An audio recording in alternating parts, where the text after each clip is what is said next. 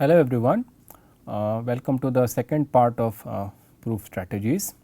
In this lecture we will continue our discussion on the proof strategies that we started in the previous lecture.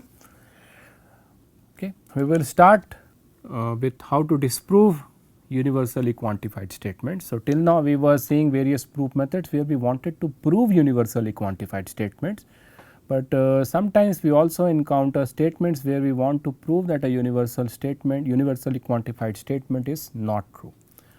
So, to disprove that a universally quantified statement is not true, we have to give what we call as a counter example, and by counter example we mean some element C from the domain such that the statement P is not true for the element C, because if the statement P is not true for the element C, then the universal quantification for all x p of x will turn out to be false.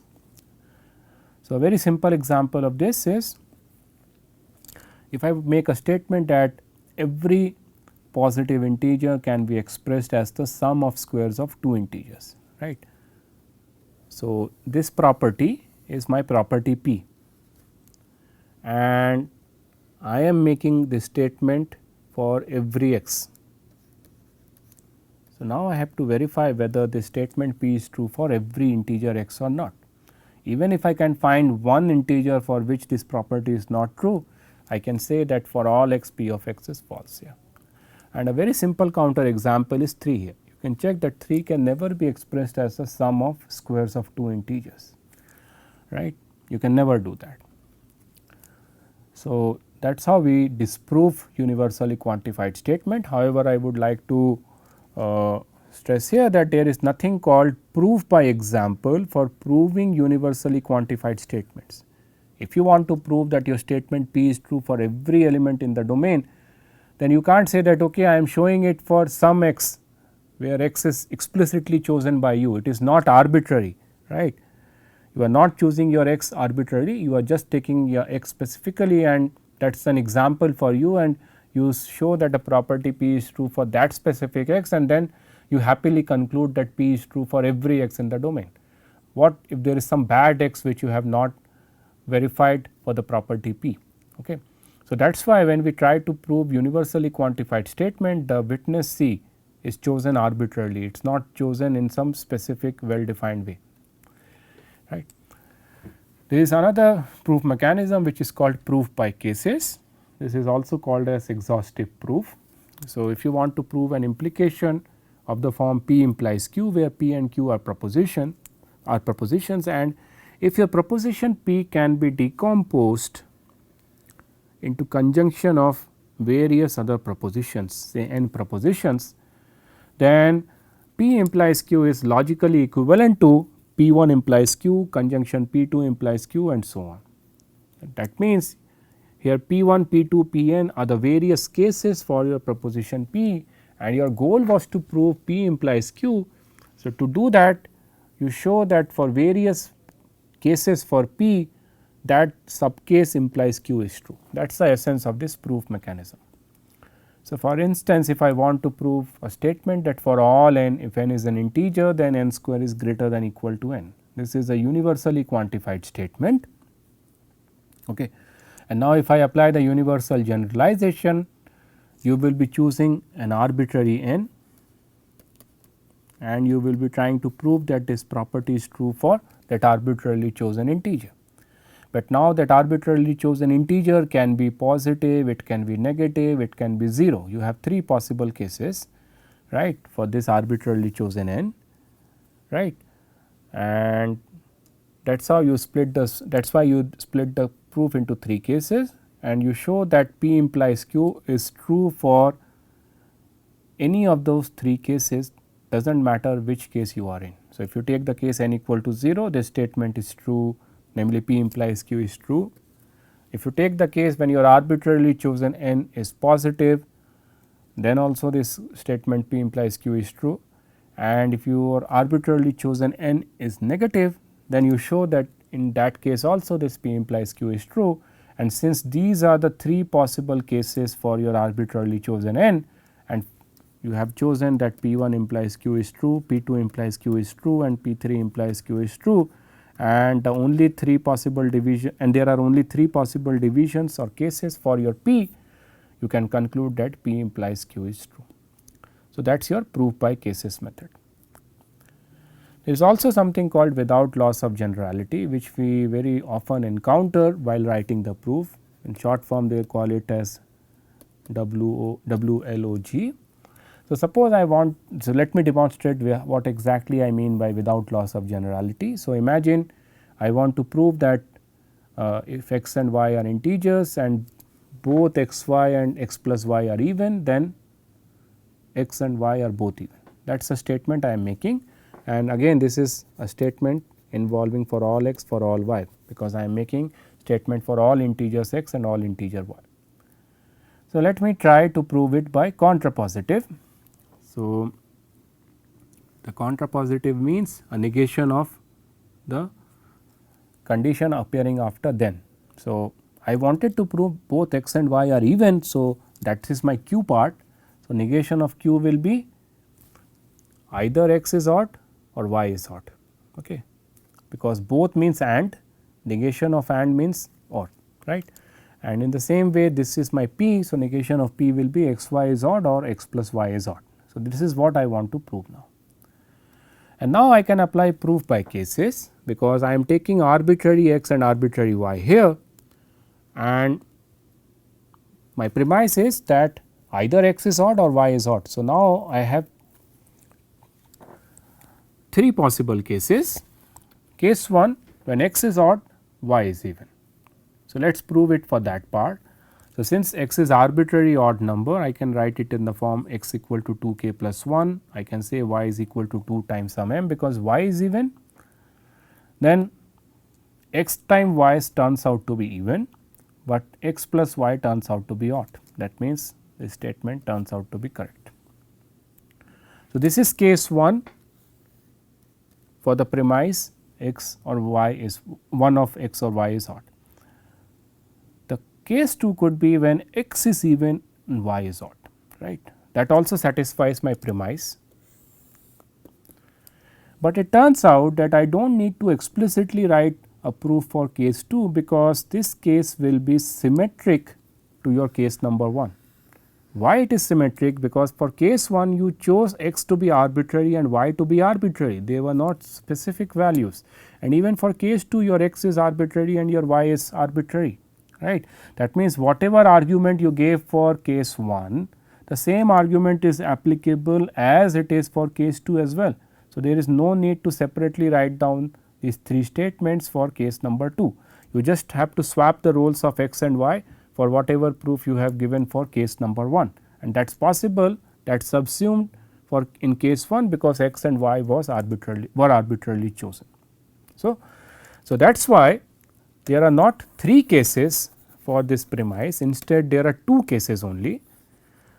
Case 1, when exactly one of x or y is odd, right. This is different from my previous case 1. My previous case 1 was, I was explicitly taking the cases x odd, y even, x even, y odd, and my third case would have been both x and both y are odd, right. But what I am doing now is, I am clubbing both case 1 and case 2 into one new case 1, where I say that exactly one of x and y is odd. Which one I do not know, it could be either x or either y, and that is why I can say that, okay, I do not know which one of x and y is odd without loss of generality, let it be x, and for that particular case this argument is given. This argument automatically subsumes the case when y is odd as well. And now my second case will be when both x and y are odd. So, these will be now the 2 sub cases for my premise x or y is odd. There will not be 3 separate cases, because 2 of the sub cases are subsumed by one sub case here. Okay. We also need proof mechanisms for proving existentially quantified statements, and there are 2 variants for that. Variant 1 is called constructive proof, where we give a specific example, specific witness, and show that that specific witness satisfies my condition or property. Okay. Because when I want to prove existentially quantified statement, I have to show that the statement is true for at least one value in the domain. There might be multiple values, but I just have to show one value for which the statement is true. That I can do by giving a constructive proof by showing a explicit example. Okay. So, for instance, here is an example of existentially quantified statement. It says that there exists a positive integer that can be written as the sum of cubes of positive integers in two different ways. So, there might be several such positive integers which can satisfy this positive property. My goal is to show whether at least one such integer exists or not, and indeed 1729 is one such number.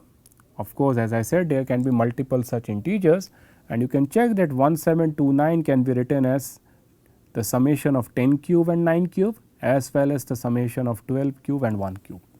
It can be that means it can be expressed as sum of cubes of two numbers in two different ways.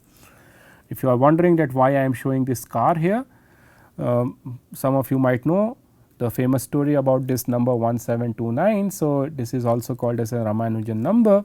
So, the story goes as this, that Ramanujan and mathematician Hardy were travelling in a car in London, and there was this car with number 1729 in front of their car. So, Hardy said that there is nothing interesting about this number 1729, but the great Ramanujan said no, it is an interesting number because it can be expressed as the sum of cubes of two numbers in two different ways.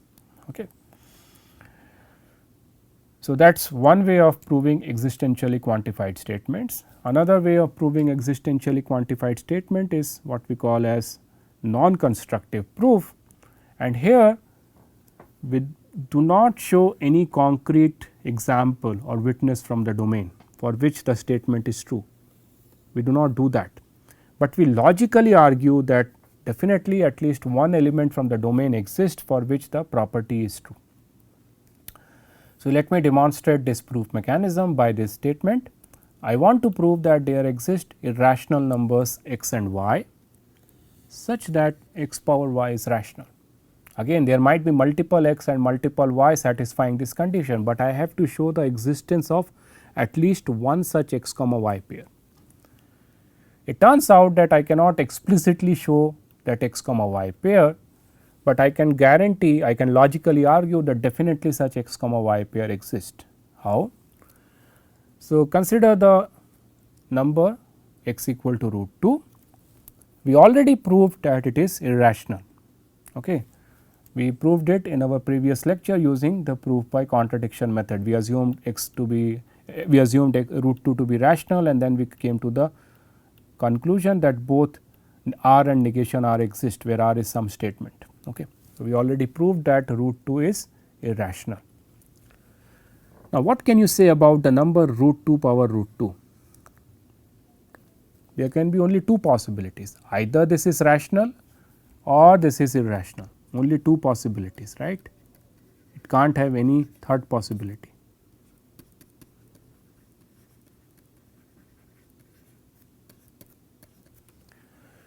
So, these are the two possible cases. Now, if root 2 raised to power root 2 is rational, then I got my witness x comma y. My witness in that case will be x to be root 2 and y to be root 2. Whereas, if root 2 to the power root 2 is irrational, then my x y candidate is the following. I will take x to be root 2 to the power root 2 and y to the power root 2, because if root 2 to the power root 2 is irrational and I raise it to again power root 2, then this is equivalent to saying root 2 square, which is 2, and 2 is rational. Now, you might be wondering how it constitutes a proof. We do not know for surety whether it is case 1 or whether it is case 2 which is true. We can't verify here whether root 2 power root 2 is rational or irrational. But what we are logically arguing is that either it will be this case or this case, and it does not matter whether it is case 1 which is true or it does not matter whether it is case 2 is true. In both cases I can show you an x comma y pair satisfying the conditions that I am stating in this theorem statement, and that is why this is a non-constructive proof. You can't say that my x and y is always root 2 and root 2, we do not know, or you can't say that my x is root 2 power root 2 and y is root 2. It depends whether I am in case 1 or case 2, but I do not know whether it is case 1 which is always true or whether it is case 2 which is always true, but I know definitely logically that one of them is true, right. So, that is what we do in non-constructive proof method. We do not give you the explicit witness, but we logically argue that the statement that we are making is true for some witness in the domain. Okay. We also encounter proof statements where we have to prove the uniqueness of something, okay. And namely we have to show the uniqueness of some element which satisfies a given property of the theorem statement, and such proofs involve two parts. The part 1 will be the existence of some witness, say x. That means we have to show that definitely the property that is mentioned in the theorem statement holds for some x in the domain. And the second part is we have to show that apart from x there is no other witness y which also has the same property mentioned in the theorem statement. This is equivalent to saying that if you have a different witness y from x, where x has already satisfied the property p, then y cannot satisfy the statement to be proved. Or equivalently, if y satisfies the same property which is given in the statement, then definitely y equal to x. These are equivalent, okay, and both of them represents this part 2, right. This is something similar to what we did in the lecture where we represented English statements by predicates. There we represented a statement of the form that every person has exactly one best friend. So, there we first logically represented that a person has at least one best friend, and we negated in the same expression that apart from that friend he cannot have a second best friend.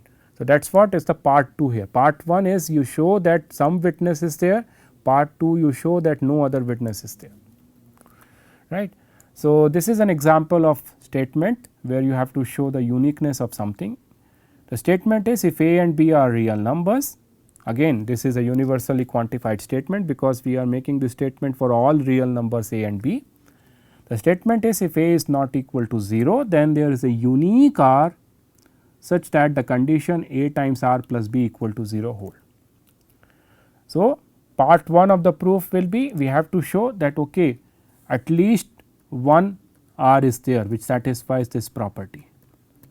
That is the part 1 of the proof, and indeed an r satisfying this property is minus b over a, and minus b over a is well defined because a is not equal to 0. That is why this condition a is not equal to 0 is important. If a is not equal to 0, then this property that a times r plus b equal to 0 may not hold. Now, we have to argue that apart from this value of r, namely minus b over a, there is no other integer value possible satisfying the same condition, and this simply follows from the fact that if you have another witness r prime which also satisfies the same property, then r prime also will be minus b over a, and minus b over a is nothing but r. That means, you cannot have anything different from minus b over a which can satisfy this condition a times r plus b equal to 0. Okay. So, this is an example of uniqueness proof. We have another proof mechanism called backward reasoning, and this is an interesting proof mechanism. So, imagine your goal is to prove a statement q to be true. The proof strategy that is involved here is instead of proving q to be true, we will try to find out a statement p instead which is true such that p implies q is true. Okay. So, we will not be proving q here. Our goal will be to instead find a true statement p such that p implies q is true, and if p implies q is true and p is true, that is possible, then that is possible only if q is true, right, because if we are showing p to be true and simultaneously p implies q to be true, then that is possible only if q is also true. That is a proof mechanism here. So, let me demonstrate this proof mechanism by this theorem statement. By proving this theorem statement, we want to prove that for every distinct real numbers x and y, their arithmetic mean is always greater than geometric mean, and again this is a universally quantified statement. What we will do is, instead of proving it for every x and y, we will try to prove this property for an arbitrary x and arbitrary y. That is a statement q. My statement q is that for an arbitrarily chosen x and y, arithmetic mean is greater than geometric mean. That is what I want to prove. So, our goal will be to find the true statement P involving this arbitrary x and y such that P implies Q is true. So, here is how we find the statement P. What we do is we keep on going backward starting with Q till we arrive a statement P which is true, and then we will try to see whether we can come back all the way from that P to our goal Q. So, as I am saying that we have to go backward. So, we argue that in order that arithmetic mean is greater than geometric mean, the condition x plus y over 2 should be greater than square root of x plus y. Why? Because this is your definition of arithmetic mean and geometric mean, and this is the statement Q which you want to prove. Well, this will be true provided the square of x plus y is greater than 4 times x times y. Okay. And for this to happen, the square of x minus y should be greater than 0, but this is always true because you are given that your arbitrary x and y are distinct here. Okay. That is what is the condition here, and for any arbitrary distinct x and y, does not matter whether x is greater than y or y is greater than x, the square of their difference will always be positive, which is a true statement. And this is the statement P which we are interested to find, a true statement P which is always true. Now, the actual proof in the backward reasoning will be to reverse this argument and show that starting with P, assuming P to be true, you can come all the way to the conclusion Q. That will complete the proof. Until and unless you do not do this backward reasoning, your proof is not complete. You have shown P to be true assuming Q to be true, that is not what you want to prove. You wanted to prove the truth of statement Q. So, the actual proof will be as follows. We start with the true statement P. We know that for all distinct x y, the square of their difference is always positive. From that we can come to the conclusion that square of their sum is greater than 4 times x y. From that we can come to the conclusion that x plus y over 2 is greater than root of x y, and from that I can come to the conclusion that arithmetic mean is greater than the geometric mean. Okay. So, that brings me to the end of this lecture. We have seen in this lecture some other proof mechanisms, indirect proof mechanisms, and we have seen proof mechanisms for proving existentially quantified statement, namely the constructive method and the non-constructive methods, and we also saw the backward reasoning method. So, we have seen lots of interesting proof mechanisms. We will be encountering all of them in various forms throughout this course. Thank you.